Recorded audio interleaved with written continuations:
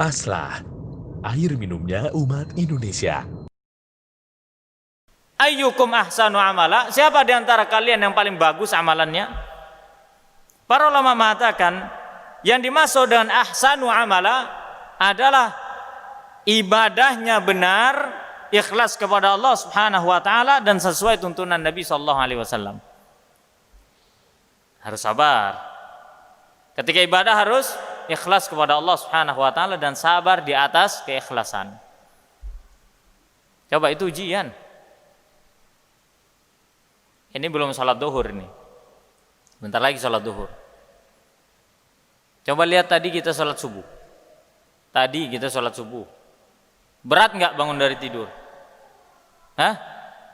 Berat Pak, apalagi subuhnya jam 4 kurang Pak. Betul kan? Iya.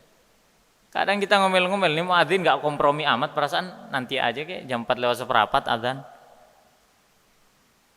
Kadang berat Pak. Memang begitu ujian. Tidak sekedar sampean bangun dari tidur kemudian sholat selesai, salam enggak begitu ujian Allah kepada hamba. Enggak cukup sampai situ, Allah uji lagi. Benar enggak pergi ke masjid untuk sholat? Apa untuk ngugurin kewajiban doang? Betul kan? Iya. Bahkan di masjid itu ada sunah-sunahnya enggak? Berangkat ke masjid dari rumah ada enggak? Ada sunah-sunahnya kan, ada doa, ada zikir. Dikerjain enggak? Nah itu ujian lagi. Dari semua rentetan ibadah itu ujian, dan ujian. Allah ingin menguji seorang hamba.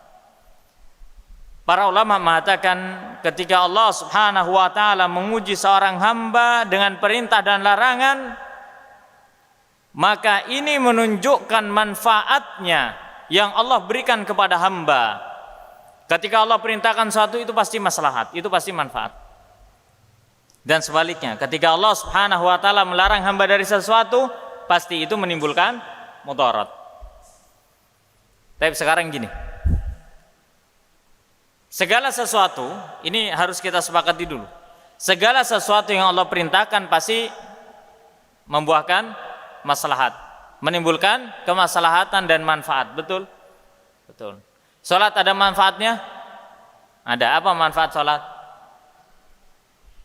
Apa manfaat salat? Nih anak pengen ngetes antum semua nih. Apa manfaat salat? Apa?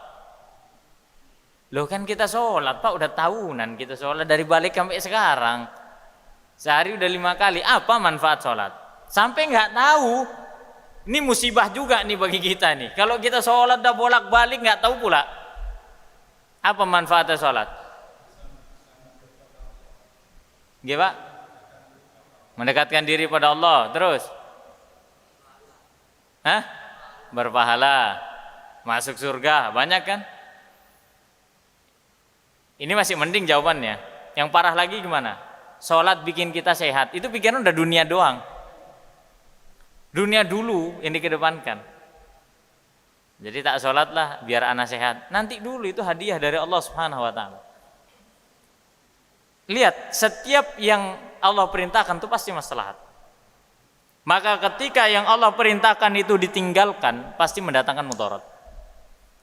Sama seperti halnya larangan. Setiap larangan Allah pasti mendatangkan mudarat.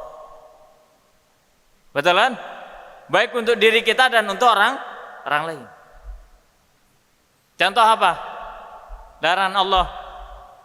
Kayak dalam syariat itu ada kaidah la dharar wa la dirar. Enggak boleh memberikan mudarat dan tidak boleh mudaratkan diri sendiri dan orang lain, enggak boleh. Dilarang dalam syariat. Contohnya apa? Rokokan.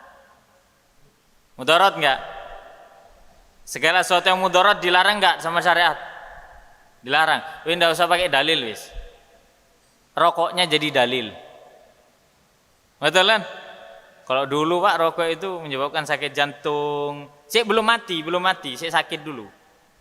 Fasenya kalau orang dulu rokokan saya sakit, paling sakit jantung, liver begini. Kalau sekarang enggak, wis ancamannya mati wis. Sekarang mudarat enggak itu? Mudarat sekali. Maka ketika sesuatu yang mudarat dilarang sama syariat. Begitu pula perkara-perkara yang lain. Allah haramkan riba, Allah halalkan jual beli. Yang halal pasti memberikan maslahat, yang haram pasti memberikan mudarat. Allah halalkan jual beli. Segala macam bentuk jual beli yang halal, maka itu maslahat dan manfaat untuknya. Jadi tidak masalah sampai mau jualan mau apa, monggo, karena itu halal. Jangan malu. Ustaz ana jualan kecil-kecilan, ya semoga Allah Subhanahu wa taala ya memberikan rezeki kepada saudara-saudara kita yang sedang jualan dan yang lainnya. Maka jangan malu.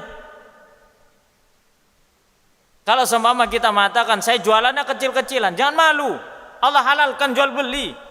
Maka Allah berikan berkah dan rezeki kepada orang yang menempuh cara yang halal. Jangan berbangga dengan kedudukan yang mana kedudukan tersebut ternyata semuanya bentuk dari riba. Apalah artinya? Ya kan? Allah haramkan riba.